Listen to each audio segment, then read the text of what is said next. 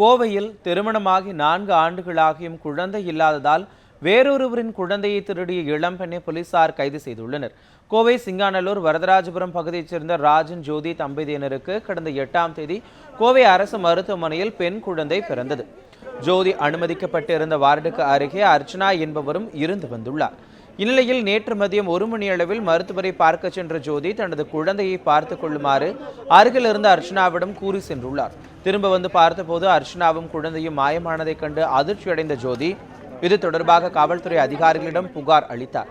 இதையடுத்து சிசிடிவி கேமராவில் பதிவான காட்சிகளை ஆய்வு செய்து குழந்தையுடன் அர்ச்சனாவை ஏற்றிக் கொண்டு சென்ற கால் டாக்ஸி ஓட்டுநரை பிடித்து விசாரணை மேற்கொண்டனர். அவர் அளித்த தகவலின் பேரில் வெள்ளக்கிணறு பகுதியில் உள்ள அர்ச்சனாவின் வீட்டிற்கு சென்ற போலீசார் குழந்தையை மீட்டு பெற்றோரிடம் ஒப்படைத்தனர். மேலும் குழந்தையை கடத்திய அர்ச்சனாவை கைது செய்தனர்.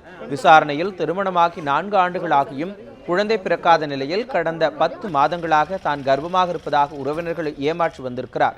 இதையடுத்து ஜோதியின் குழந்தையை தன் குழந்தை என கூறி உறவினர்களை அர்ச்சனா நம்ப வைத்திருக்கிறார்.